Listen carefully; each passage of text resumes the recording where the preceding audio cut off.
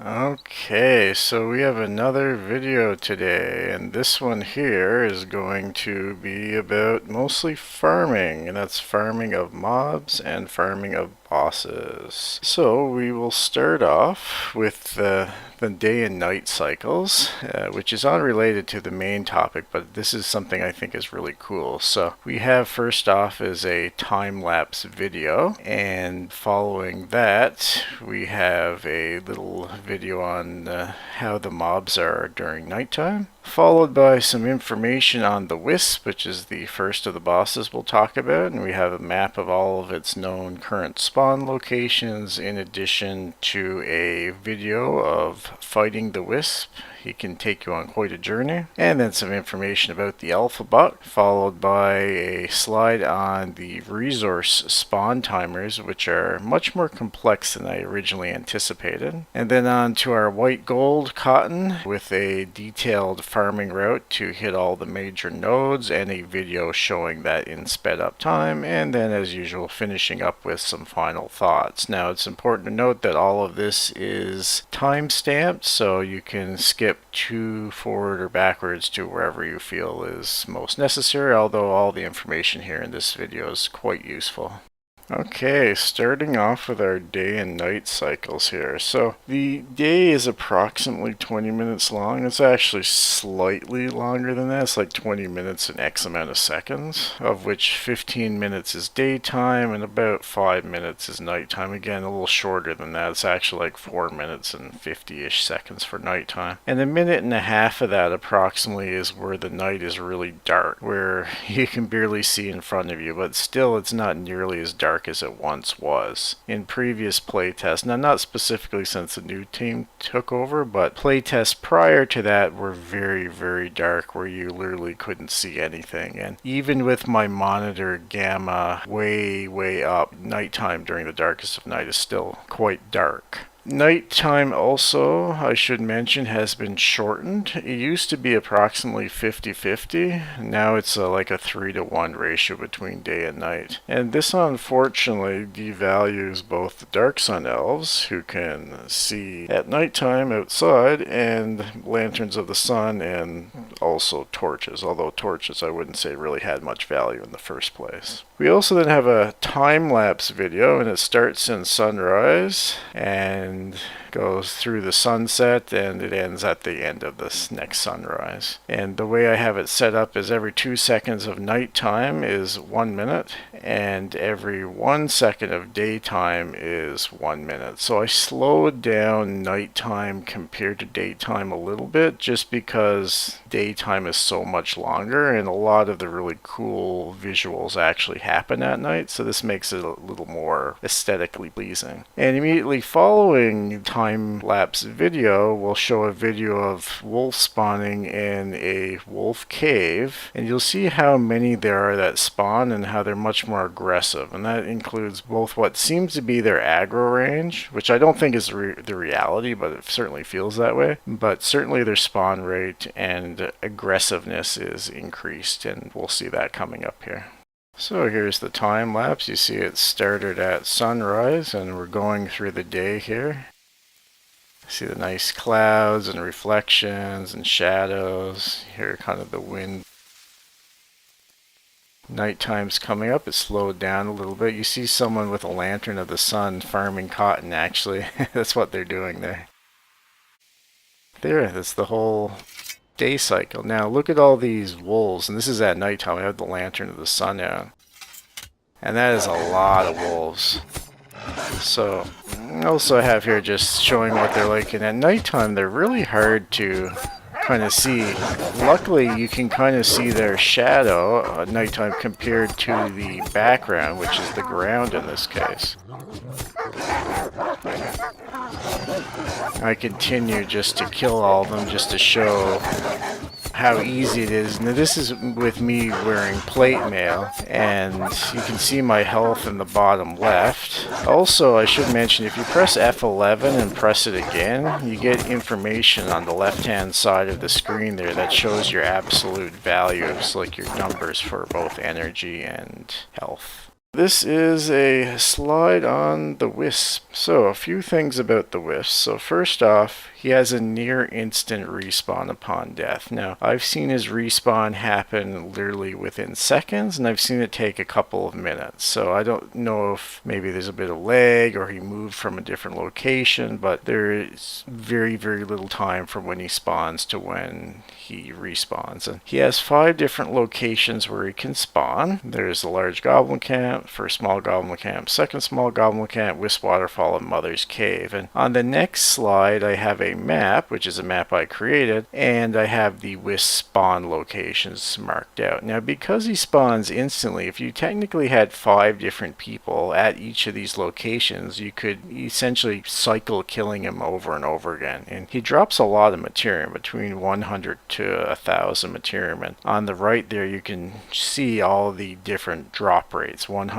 250, 500, and 1,000 material. And it seems to be more or less equal how much he drops, or at least the percentage of each of the drops. Now, there's one thing I should mention about the Wisp is that he gets stuck. His mesh is really bad, and he kind of clips through walls, especially when he's moving really fast. So he tends to get stuck a lot. And the area that he gets stuck the most is towards the middle of the map, from the first small goblin camp to the Mother's Cave area. And the reason for that is that area, a lot of that area was in the original Narrows Landing, and the new team, instead of replacing all that area, they placed a new version of Narrows Landing directly on top of it. And the Wisp tends to get stuck between the old Narrows Landing map and the new map that they kind of placed on top. Very similar to, let's say you had a wall, and instead of replacing the wall, you just put a new wall in front of it, and that's what's really causing the issue with the Wisp here. The stats for him: he does 10 base damage per hit, which is really quite low. Literally any chest piece at all makes it so he only does 1 damage to you. He has about 300 hit points, and this has been recently buffed a ton. So that's about 47 hits with a spear on average. He also has a ranged attack. He'll start off aggressive on you, and after you get a few hits in him, he turns passive and he starts running. And he runs very, very quickly, as we'll see in the upcoming video here.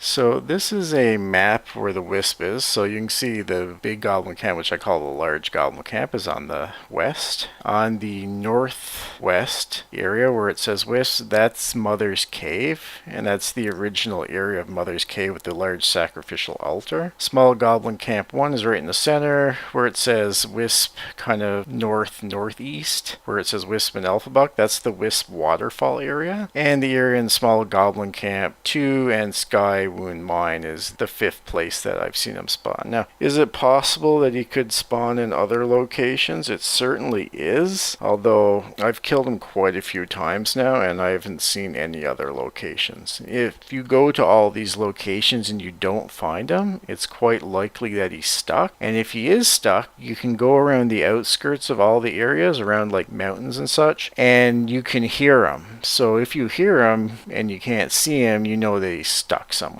In which case you can kind of use your spear and poke around in that area, and sometimes you can hit him and kill him that way. Otherwise you have to wait till either the server resets or the devs unstick him.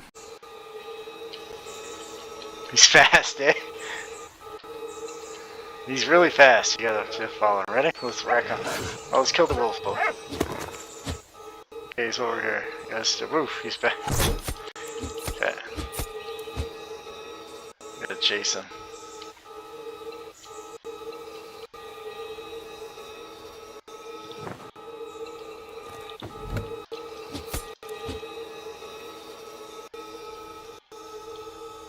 Oh, now's your chance.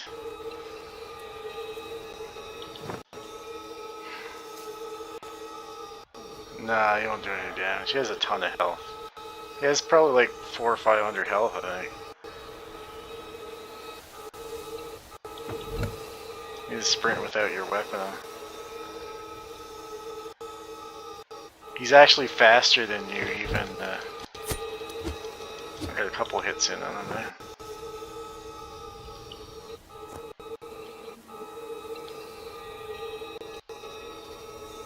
We can get him.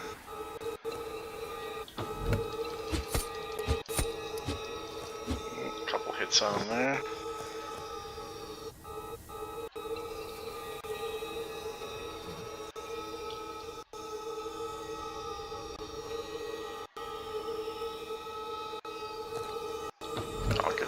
hits on him now.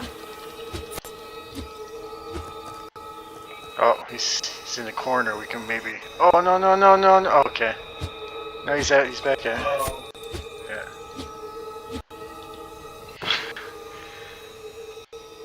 He's got no clip hacks.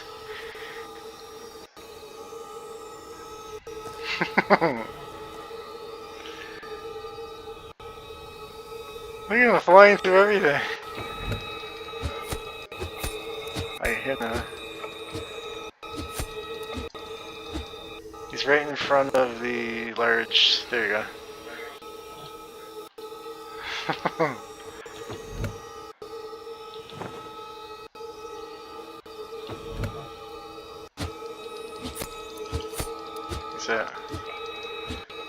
He's chasing him.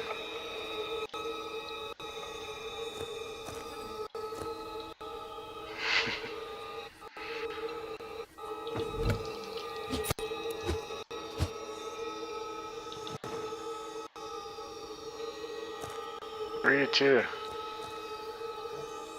Where are you? Yeah, okay, I see. Yeah.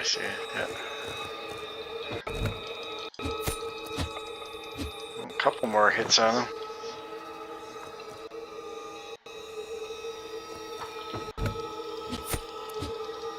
Another couple hits. I can get a couple hits on him at a time. He's in front of the bakery now. Now he's going down Main Street. I got 3. Yeah, I got 3 as well. Yeah! Oh, boo! What, 250 material only? So that was a video of the Wisp starting from the large goblin camp entrance and through the village of the Earl. So from the middle of the west side of the map to the southwest of the map. And you can see he's pretty fast. You can get a few hits in him on a time if you're lucky. Main thing is you want to try to be between him and any mountains because he can sometimes get herded into the mountains and then get stuck. So anyway, on to this next slide here. We're talking about the Alpha Buck. And Alpha Buck, there's a video a little later on. I had a specific video with him, but I happened to encounter him twice during the cotton farming video, interestingly enough. So I kept it all in one video because it was just kind of cool to see him twice back to back. Anyway, you can spawn 2 at a time, and usually it's near the Wisp waterfall. Now, I don't know if this is because the Wisp waterfall area spawns such a huge amount of deer, and he's a % chance of spawning, or that just happens to be one of his main spawn points. He drops 300 materium every single time, as can be seen in this screenshot, and he also drops a few other items, sinew, tough hide, and such. And when he drops those other items, he drops 2 at a time. He's the only mob that drops actual items in quantities of more than 1 simultaneously. In terms of his stats and his looks, he looks identical to a normal buck, and his stats are also identical. So that means he does 25 damage and he has 11 hit points in total. Now we have the resource spawn timers, and resource spawns are very important, and in this game the resources is really complex actually in how the system works. So in a lot of games, let's say a cotton node is a 30-minute spawn timer. So you pick the cotton and then 30 minutes later it appears again. And that's usually a boss and mob spawns and stuff as well. In this game, however, it's not quite that simple. So I went to test this on different areas, and I did it at a time when there were very few people on. So early AM in America. And during that time, I went to the areas that had the highest concentration of a particular node so I could better assess how the respawn is. And the interesting thing was, I kind of expected if I harvested all of that resource after a period of time they would all just reappear, but that's not what happened. What would happen after a period of time, say an hour on average for most of the resources, between like 1 and 3 would respawn. And then after another hour or so, a few more would respawn. So the longer the period of time that lapsed between when they were last picked in that area to the time that they all respawn would mean there was more there, which is a little bit different than I expected. So going through the different ones, and I noticed I didn't actually do pine because there's so much of it and it's almost irrelevant in this test. Barley as well also doesn't despawn. The three that are more important though is tin, copper for sure, and then cotton, which is by far the most important, and I have a video specifically on that. The area where I harvested cotton, there was one node that reappeared after 35 minutes, and I actually stayed on all these resources and watched them the entire time to make sure no one else came and picked them, make sure the server didn't reset, etc, etc. However, after 65 minutes, multiple spawned, and another 65 minutes after that, multiple more spawned, and I can't tell you beyond that because some other random person came and picked the ones that were there at that point. With tin and copper, very similar. In the 55 to kind of 70-minute range, every spawn will have some spawns. Now, the fact that they're not respawning in that exact same location doesn't mean that those number of resources didn't respawn somewhere else. It's quite possible that they spawned somewhere else on the map, and there's many different spawn points on the map. The map is really large, so that'd be very, very difficult to test for sure that if harvesting, say, 2 cotton in one place after an hour doesn't cause 2 cotton to spawn in some other place on the map, that cotton could spawn. So, like I said, very hard to test that. In a general ballpark, the numbers here, after about an hour, you can expect some resources to start spawning again. Next up we have cotton, and cotton is interesting because the Mirandus dev specifically in Discord has referred to cotton as white gold, and I would say that's a very accurate description. Healing is something that's really important, and the only way to heal yourself currently outside of settlements is via bandages, and cotton is required for bandages. Specifically, it's 2 cotton per bandage, and each time you harvest cotton you get 2 cotton. So every time you harvest a cotton node, you essentially make 1 bandage. Other than the time that you're doing combat related things, you're going to be spending a significant amount of time farming cotton. Probably more time farming cotton than you will be actually doing combat.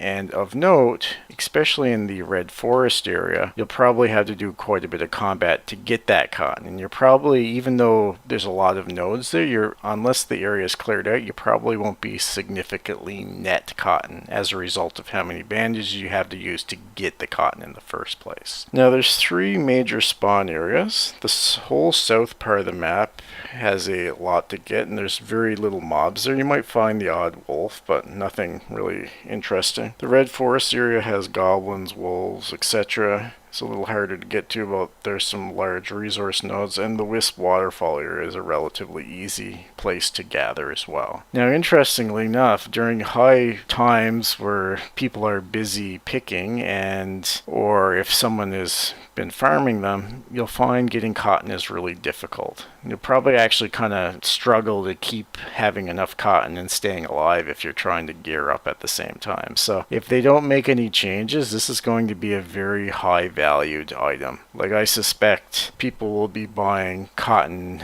in mass quantities to try to go out and farm goblins or the Wisp or do whatever other activities, and people could probably make a decent earnings just farming cotton all the time. Now this could be decreased somewhat if cotton could be grown on farms and stuff as well, although at the present there are no cotton on any of the farming areas, so we'll have to see what happens in that regard. So here's a map that I take in the upcoming video. You can see where I start just outside the Citadel of the Sun in the far mid-east area, and then going south that way you can follow that red line path, and that's the exact path that I take throughout the entire video. So it essentially goes clockwise around the map into areas where it's relevant, going across the south and then up through to the northwest, kind of backtracking a little bit, going up to the Wisp waterfall and then backtracking, then all the way back to the outpost, at which point you can then convert all that cotton into bandages and restart. You're not going to get a huge benefit benefit from immediately doing another loop, and the reason for that is because the long spawn times. The video itself was approximately 22 minutes. I shortened that quite a bit by speeding it up. However, when you add in the time to actually loot the cotton, which is 5 seconds per looting, and you'll probably get anywhere from 50 to 100 pickings during this. So you're talking in total, the whole route is about 20 to 30 minutes depending on how many mobs you have to fight along the way and how many resource nodes are actually there versus already picked. As I was mentioning before, the resource spawn timer is closer to the hour mark. So will you find some going around if you immediately cycle? Yes, but it's probably not best bang for your buck. Okay, so we're starting in Outpost 1 just outside the Citadel of the Sun. And like I said, this video is sped up significantly. If you find it too fast, feel free to slow down the video. Although the purpose of this is to simply show the route. I don't actually pick the cotton, but of course if you wanted to pick the cotton you certainly could. So the first cotton you're going to see is turning right here. You're going to see a bunch of cotton. Going up towards where the old wolf cave was, you'll get a few more. You turn back. Then you start going to where the hamlet is. And a loop around the hamlet is your best bet. We see a few little nodes here. Clearly somebody's been picking cotton in this area. Another thing to note, sometimes there are bugged cotton spawns, and the longer the period of time between when the server resets versus the time that you're picking, the higher the probability that cotton spawns are bugged. So if you're trying to loot a cotton and you don't see it looting, it's either a bug spawn or your inventory's full. Or you're bugged, in which case you have to relog. So check your inventory, see if you have the cog wheel over any of your weapons or tools. If that's not the case, then you can assume the spawn is bugged. Now we're coming into the Splinterwood entrance area, and right above us is where that tree with the door in it is. It's just on the right there. So we take a loop here, and we're at the very mid-south of the map right now. We just keep going around. You see a few little spawns around here, and then we kind of loop back towards the center, which there are some more spawns here. And like I said, somebody's clearly been picking these already. Then you kind of go to the north part of the Splinterwoods area, which some people call this area Deerfield, but it's actually the original Splinterwoods entrance area. So that area that we just saw right there, that area has quite a few nodes typically. You can see anywhere from kind of 10 to 20. Now we're coming up to the village of the Earl here shortly. And the first thing is just to turn to your right here, which is north, and you grab a few nodes along here. And then you go through towards where the south gate is, and on the left hand side, oh, we see a few nodes, very good. And there's also usually a few nodes in the front here, just below the south gate.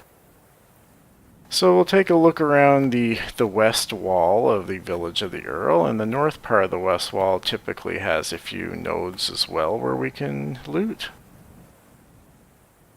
Which it doesn't in this case, and just outside of the east entrance, which is the main entrance, around that tree there, and the tree to the right of that, you typically see a bunch of resource nodes. Now we're going up through the main forest area in the center of the map, and there's not usually very much through this area other than some mobs and such.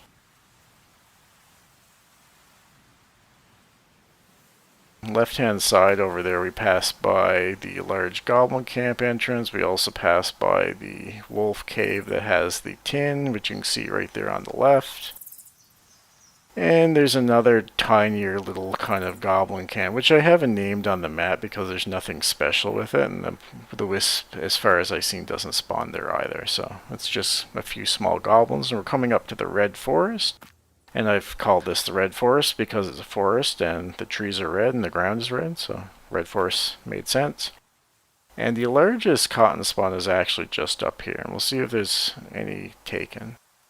So this whole area has goblins and wolves, a little harder to harvest cotton because of that reason, but a high yield place typically. Now again, people have been picking here. So this area right here that I'm showing you, that's the highest yield place for cotton in the whole map, and there's 30 nodes there. And there was only 2 to 3 available when we just looked, so like I said, people are very, very aggressively farming this because you can't really do anything without it. It's a must-have item at the present. So we're coming along the north edge of the red forest here. And there's one more little, oh look at this. Bunch of them here. 1, 2, 3, 4, 5, 6, 7, maybe like 8, 9 nodes. 10, 11. So that's another decent little area. Now you can kind of do some zigzag paths from the kind of the area we call Pride Rock to the Mother's Cave entrance, which is on the right. And in between, behind these big trees, there's usually a few cotton. Now they're coming up to outpost number 2. Oh, you heard that sound? That was actually the Wisp, and the Wisp in that case was stuck somewhere in the Mother's Cave area. Now we're leaving outpost 2 through the south bridge, and we're coming up to the Wisp waterfall area, so we go through here. Now there's a bunch of bridges that we go through the Wisp waterfall area, and there's only one way in and one way out. You see a bunch of nodes here, 6 of them there. And this area also tends to have a bunch of alpha bucks. And you see there's a ton of deer here. The place is like swarming with deer and lots of cotton nodes. So hopefully we'll come across some alpha bucks. And oh, what was that? An alpha buck. So let's see. I think this is the, yeah, that's the doe, but this here is the alpha buck. Yeah, 300 materium there, so that's pretty good. Now we're coming up to the waterfall area, which is pretty loud.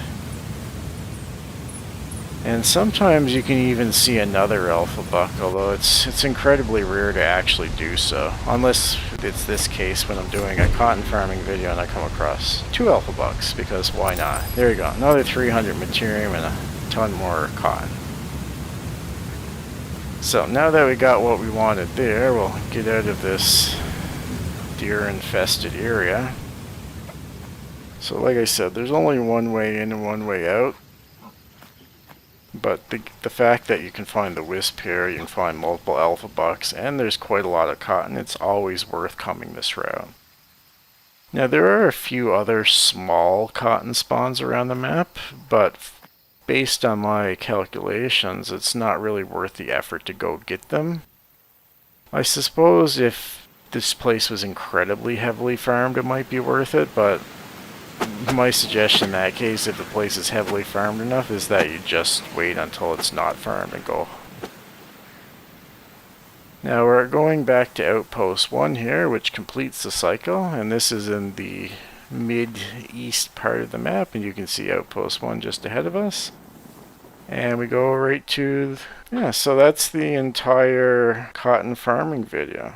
Now some final thoughts. So some interesting things with this up to this point. As we can see, cotton is incredibly important. I know a lot of people have been either farming materium, and the best way to farm materium is killing the Wisp and killing the alpha bucks. The other way is getting enough cotton and surviving in the goblin areas, in which case you can get materium that way as well. You can also farm some essences, and some people are doing this with the hopes that nothing gets reset, although I should mention that the devs haven't said for certain that this will not currently be reset in future builds, but we'll have to see. Also, in terms of buildings, just in what you can expect in terms of value of items, and with regards to items in general, OpenSea has been seeing consistent push up in prices. The ask on the homestead right now is 2 to 3 times what it was just a couple of weeks ago. So cloth is very important because of bandages, and that's something you use towards the end game a ton. Unfortunately, that wasn't something that's been sold on the store, so they're incredibly rare. Like, there's only one large outfitter in the game, and that one hasn't been minted to ETH. There's a couple of outfitters, and there's something like 6 cloth stands in existence, so good luck in actually getting one of them at the present. Otherwise, something that I use is the meat stand, which would be the meat stand or the butchery, and or large butchery, which is not in the game, but it's the higher tier of that. And even though it's not terribly useful,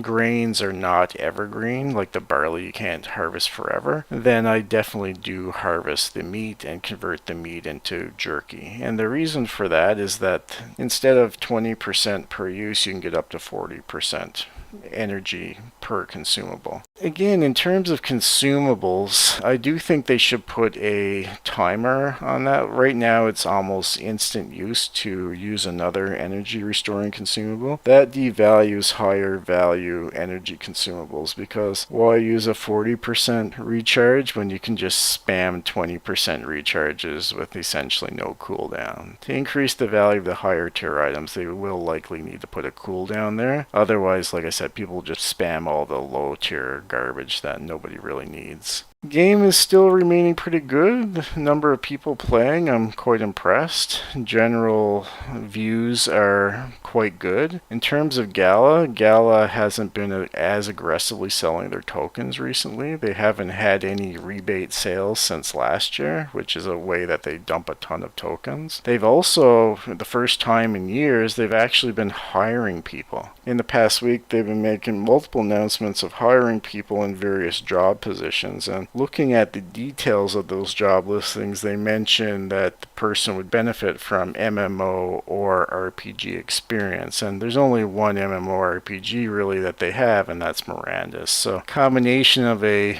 better build, less selling of their tokens, more development, and future hiring. It does seem like Gala is actually trying to rebound here a little bit instead of like running their company into the ground, which is essentially what they've been doing for the last couple of years. So overall, I'm pretty impressed with what I'm seeing here. This may be my last video from milestone number 3. Once we get some new content updates, I will definitely make some more videos. But I think I've gone into enough depth at this point so that anyone can see whatever it is that they need to. So until the next time, goodbye.